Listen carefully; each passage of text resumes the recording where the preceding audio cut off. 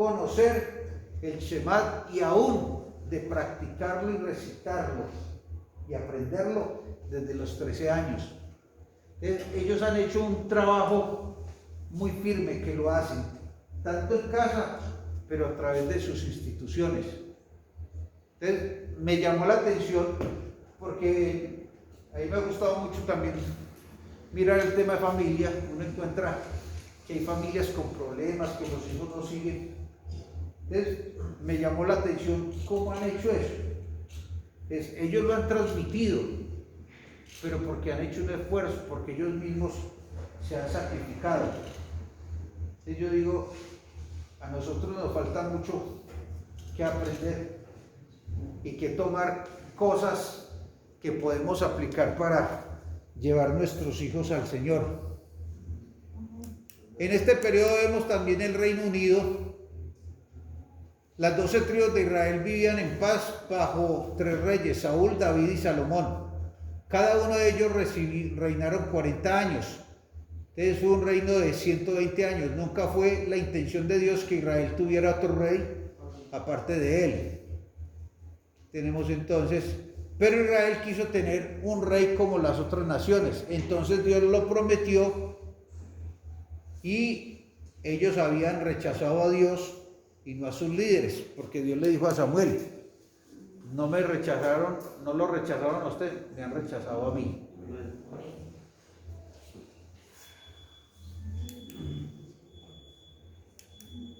Pero después del reinado del Reino Unido, del Reino de Israel, el reino se dividió después de la descendencia de Salomón. Ese también fue el reino de la edad de los profetas. En este periodo, el pecado de Salomón causó la división del reino de Israel. Se realizó por la acción de su hijo Roboam, quien asentó la carga del pueblo, lo que generó la rebelión de las tribus del norte, poniendo como rey a Jeroboam. Roboam retuvo su reinado solo sobre 2 tribus, Judá y Benjamín.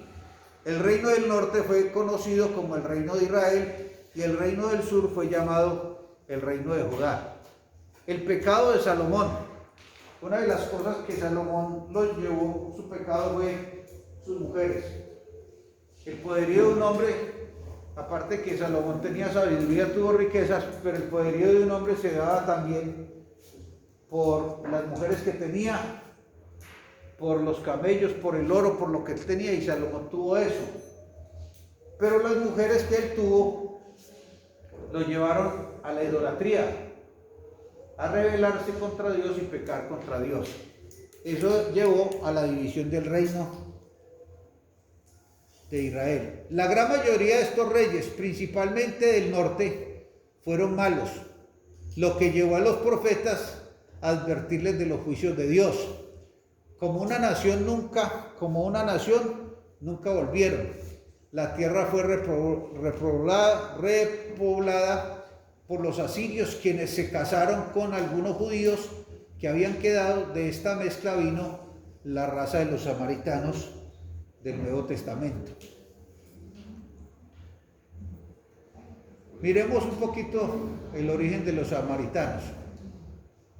En el año 606 a.C., más de 130 años después que el reino del norte fue llevado a la cautividad por Asiria, el reino del sur fue conquistado por el rey de Babilonia, Nabucodonosor. Su exilio duró 70 años. Fue en esta época donde vinieron los profetas Jeremías, Daniel y Ezequiel, los profetas del exilio.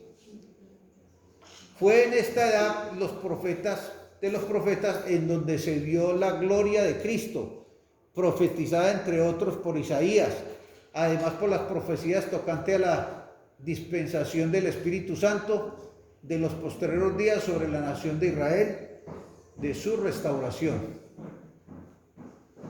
Se ve en este periodo también la reedificación del templo por parte de Nehemías.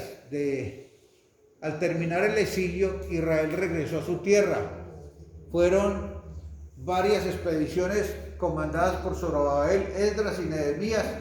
Se construyó el templo y las murallas fueron reedificadas. La división del reino llevó a la destrucción de Jerusalén por Babilonia, por Nabucodonosor, pero después de muchos años, que duró 70 años, Dios había prometido la restauración de Israel, el regreso, y Dios usó a hombres como Zorobabel, Esdras y Nehemías para que se diera el regreso de la cautividad y la reconstrucción de las murallas y de la ciudad de Jerusalén.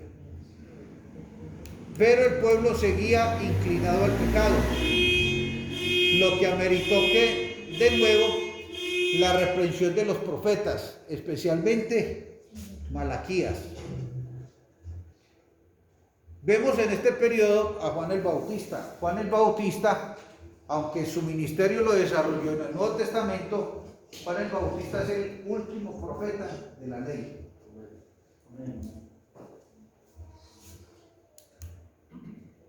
Entre la restauración de Israel, hablando de Juan el Bautista, su vida fue un ejemplo. Su predicación invitaba al arrepentimiento. Nunca entre los nacidos de mujer había nacido otro como él, Lucas 7:28. Su juicio a Herodes lo condujo a la cárcel y después a la muerte, Mateo 14:1-12. Pero entre la restauración de Israel después del cautiverio babilónico y Juan el Bautista se dieron 400 años de silencio. Ese es el periodo que también se conoce como el tiempo del oscurantismo. No hubo profeta de Jehová ni hubo palabra de Jehová. En ese entonces surgió los romanos. El poder mundial había pasado de Babilonia a los medos y persas, luego los griegos, y en el año 63 los romanos llegaron a tener el poder sobre el mundo. Primero con Julio César y luego con Herodes como rey de los judíos. Allí nosotros miramos que en ese tiempo Roma como poder político estuvo 1000 años en el poder. Y en ese tiempo no hubo palabra de Dios ni profetas, pero Roma se dedicó a construir carreteras. Ellos se abrieron en la navegación y todo esto que Roma hizo fue algo muy útil que sirvió para la expansión del evangelio en los tiempos del apóstol Pablo. Juan el Bautista fue la voz del desierto, así como lo profetizó Isaías. Fue el último profeta y de hecho los judíos tienen a Juan como el más grande profeta de su tierra. Pero fue el profeta que desarrolló su ministerio ya en el Nuevo Testamento. Pero su ministerio fue un ministerio corto porque el propósito de él era preparar el camino del Señor.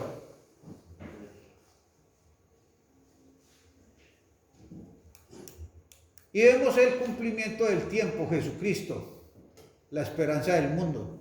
Gálatas 4:4 dice que cuando llegó el cumplimiento del tiempo, Dios mandó a su Hijo, nacido de mujer, pero nacido bajo la ley. 6 meses después de la anunciación del nacimiento de Juan el Bautista, a María se le dijo que iba a dar a luz un hijo, que iba a ser el Mesías. En la vida de Jesús son muchos los aspectos a resaltar.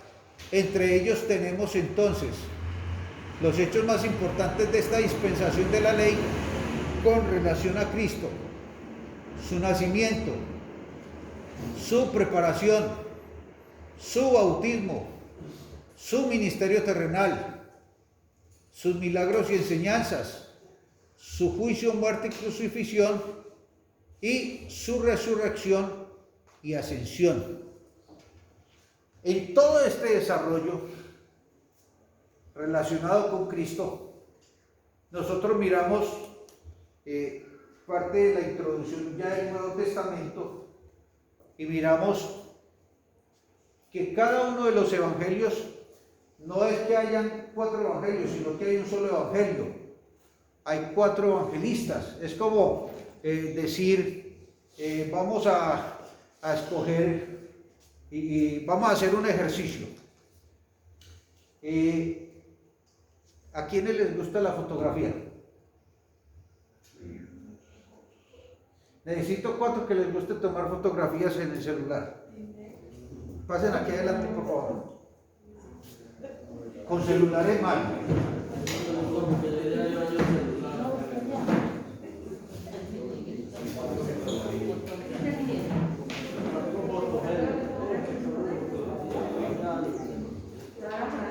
Allá adelante, por favor.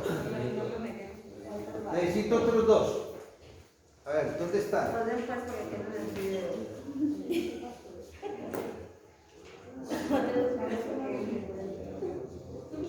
Al ministro de Madrid que claro que con los fotos que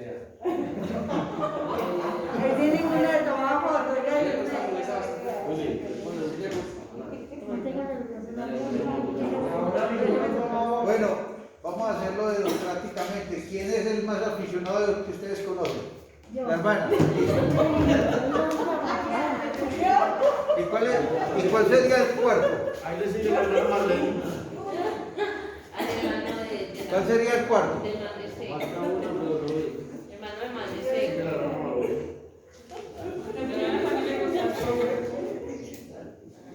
Lori, le toma mucha foto a los perros. Necesitamos un cuarto. ¿Quién dijo yo a la 1? A las 2. Listo. El señor se prohibió de cordero. No, ya no. Listo. Gracias. Bueno, vamos a seleccionar. Vamos a seleccionar a una persona. Vamos a escoger este niño. Vamos. Vamos a tomarle modelo. Cada uno de ustedes le va a tomar una foto y van a buscar el mejor perfil.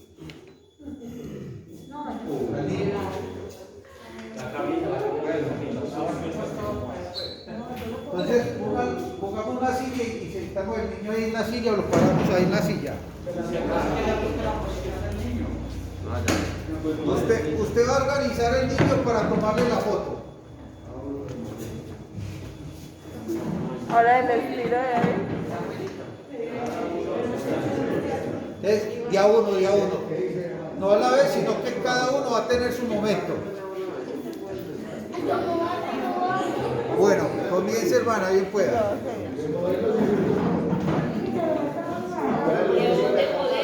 Hagamos silencio y miremos lo que ellos van a hacer.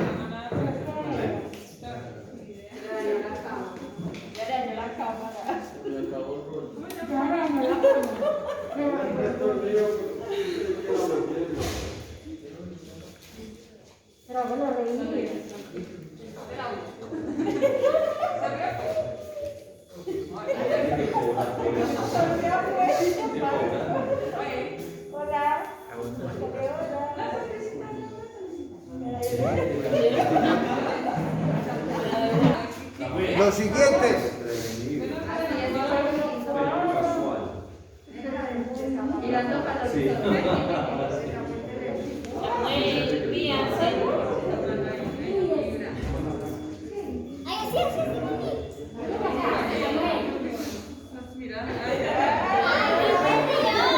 El que sigue, por favor.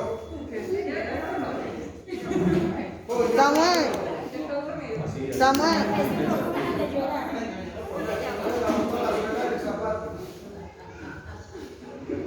Y ya qué hay que hacer. Yo no sé, voy a poner esta foto que se va a reír. Tiene que quitar esta foto. Listo. Ahora vamos a tomar un adulto. ¿Quién se...?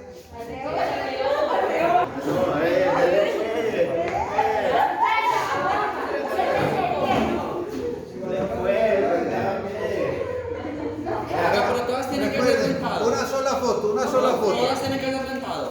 Una sola foto y van a buscar el mejor perfil. Me río. Una sola foto y cada uno va a buscar el mejor perfil de ellos. A ver, no me sé. ¿Qué hace esto, vea? ¿Quién lo busca? Ay, sí,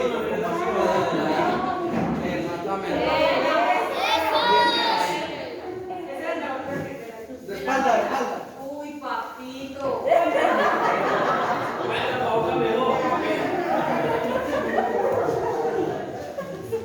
La mano mágica la quitaron. Espero que ninguno me vea dañar. Por eso la mía no fue tan de frente, sino como de la hija. Ya. Háblame toda mal. Pero Ya, ubíqueme. vale, dígale cómo se pone la postura. Mira, miren. Y le haga así, mire para un lado, mire para el otro. Ya, vale, dígale que mire así. Pero queda. Tiene que ver este ejercicio. Este ejercicio tiene que ver.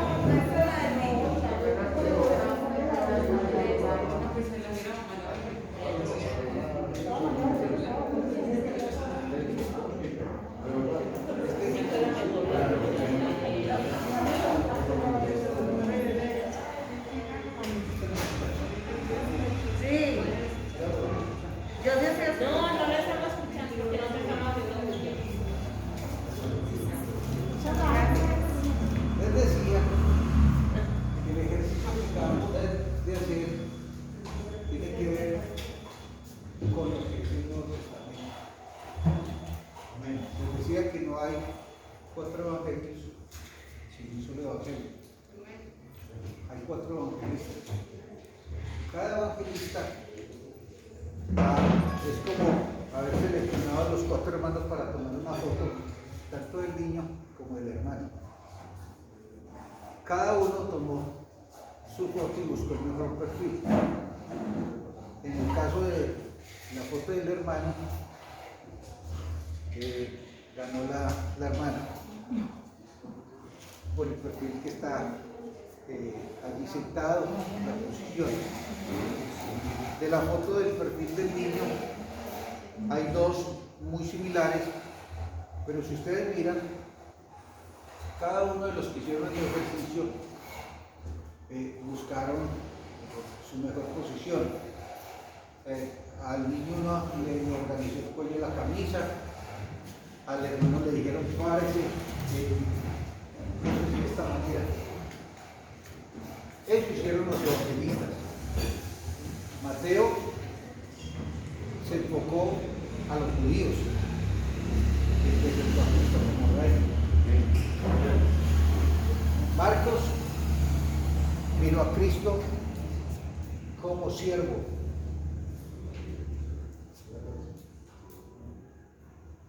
Mateo fue escrito para los judíos,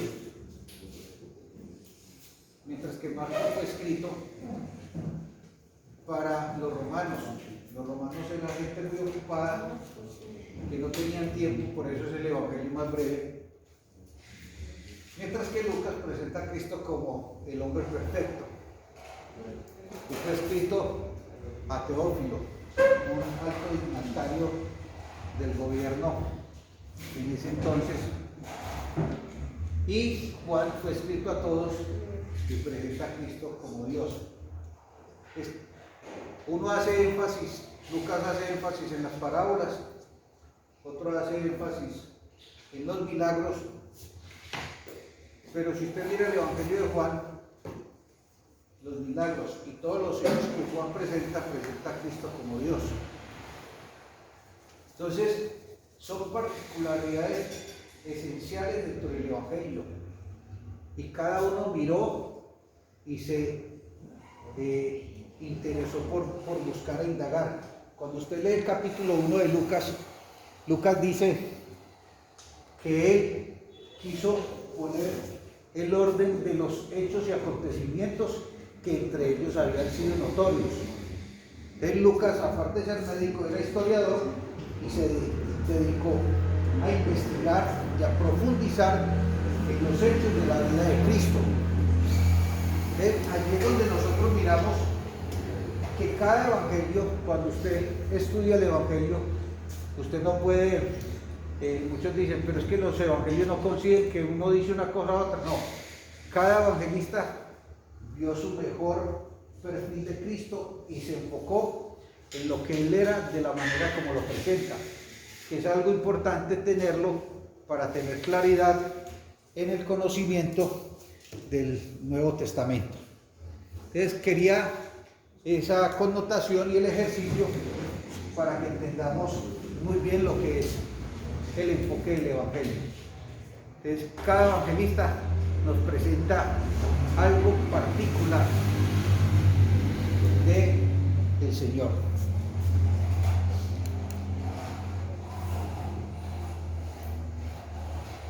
La dispensación el final de la dispensación de la ley, Lucas 23, 39 al 46, nos habla de los hechos ocurridos con respecto a la muerte de Cristo. Como las demás dispensaciones, la de la ley también termina con un juicio. En este caso se presenta la escena del Calvario, en donde se satisface la justicia de Dios en la persona de Jesucristo. De esta manera queda el camino abierto para que los hombres puedan ser salvos en la próxima dispensación.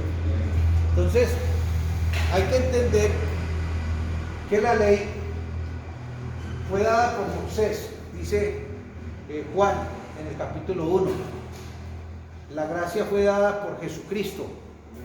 Pero hay que entender que la dispensación de la ley no ha terminado, está suspendida. Y en medio de la dispensación de la ley se abre un paréntesis, que es la gracia. La gracia inició con el momento en que Cristo nace y su ministerio, su sacrificio en el Calvario para la redención del hombre, y terminará con el arrebatamiento de la iglesia. Terminará la dispensación de la gracia y se activará nuevamente la quinta dispensación para Israel, que es lo que está por cumplirse y lo que se va a desarrollar en los eventos futuros que corresponden a esa dispensación. Es algo importante tener en cuenta en la dispensación. Hay algo muy importante de tener en cuenta, es que la mayor parte del Evangelio se encuentra en el Antiguo Testamento. ¿Sí? Ocurrió en el Antiguo Testamento.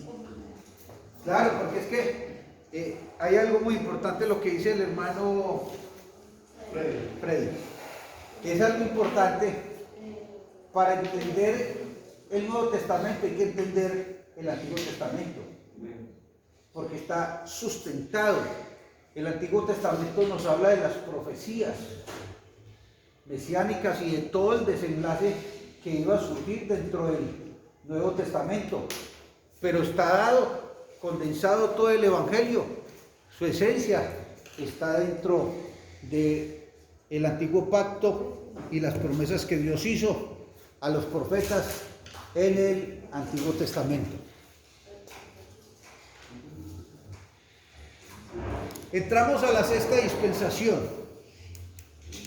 A la séptima, ¿no? Sexta. La quinta es la ley, la sexta es la gracia. Pablo dice en Efesios 3, del 1 al 6.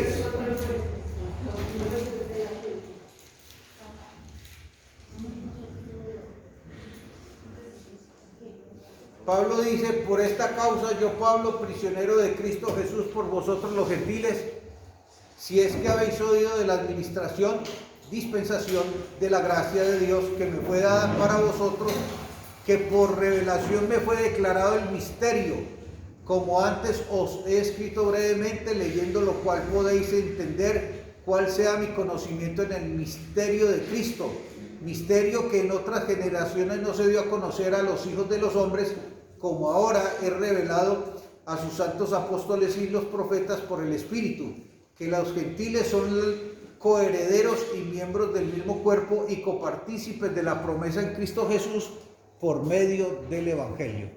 Entonces Pablo está presentando lo que es el desarrollo de la dispensación de la gracia, que todo se reúne a través de Cristo, en que todos Los gentiles mayormente somos coherederos y miembros de este cuerpo de Cristo y participantes de estas promesas de salvación. Entonces la gracia está enfocada al ministerio de la predicación del Evangelio a los gentiles.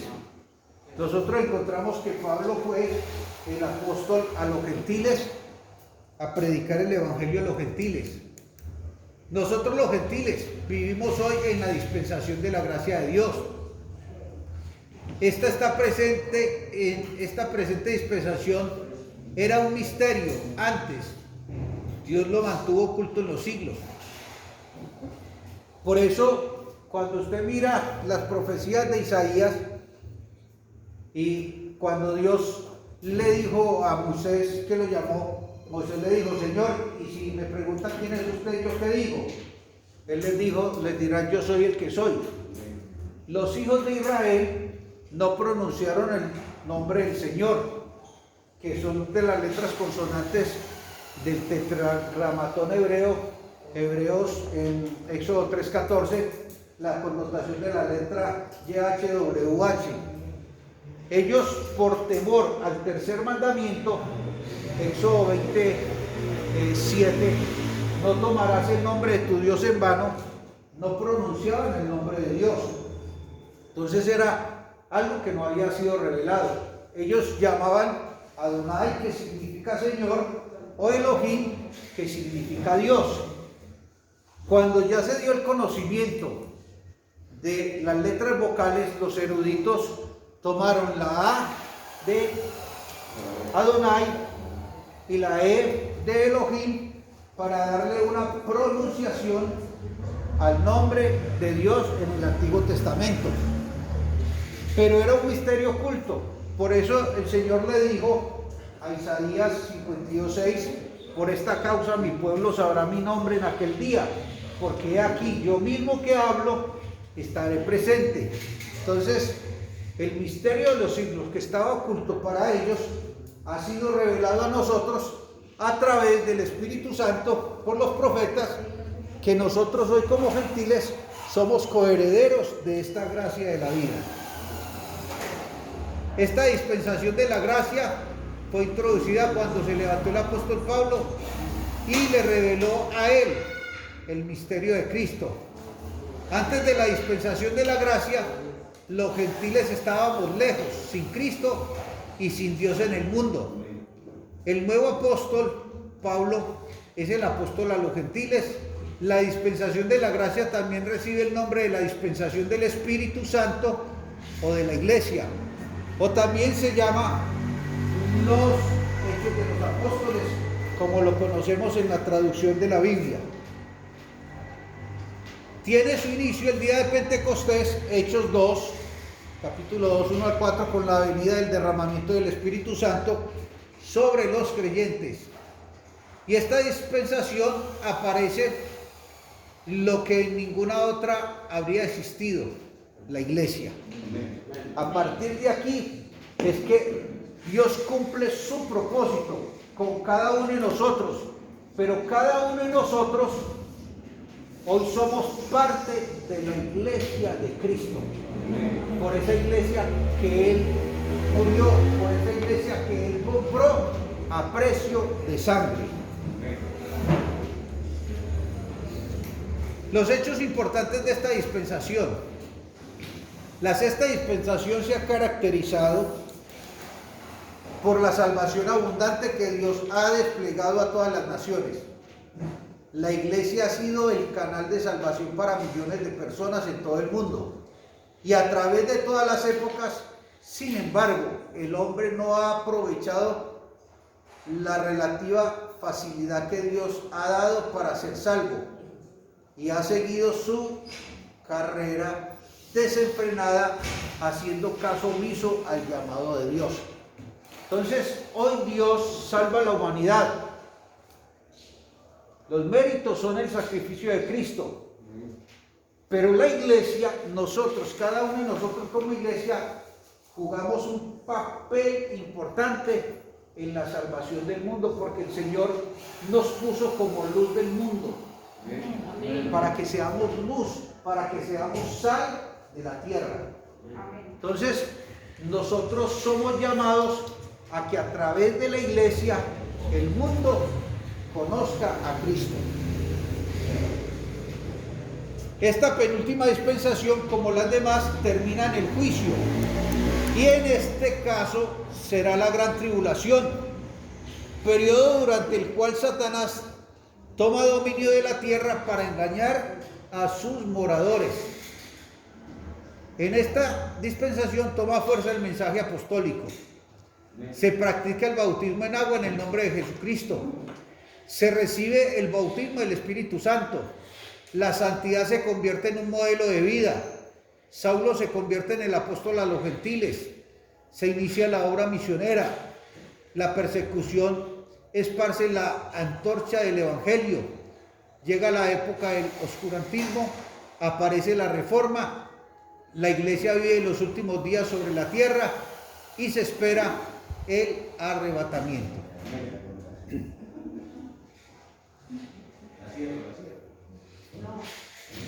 Dentro de esta dispensación, entonces, en la segunda venida de Cristo van a ocurrir varios eventos. ¿Qué es lo que nosotros esperamos como cristianos, como iglesia? Es cierto que predicamos el evangelio para salvación, es cierto que predicamos una esperanza, pero lo más importante en nosotros debe de ser el rapto de la iglesia. Es lo que nosotros debemos de estar prestos, atentos para el rapto de la iglesia.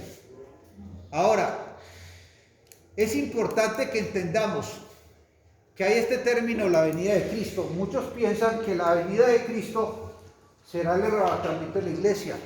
No, la venida de Cristo, dentro de una perspectiva teológica, se da a conocer en dos fases. En la primera fase surge el rapto o recogimiento de la iglesia, que es el momento que nosotros estamos esperando. Y la segunda fase será cuando el Señor venga a establecer su reino milenial. En el momento entonces que la iglesia sea arrebatada, entrará un momento de la gran tribulación. Esto es un paréntesis entre la sexta y la séptima dispensación. ¿Tribulación para quién? Para el mundo, pero mayormente para Israel. Porque hasta el día de hoy, ahora que les hablaba de ese judío, le decía quién era para ellos Jesús, y él decía: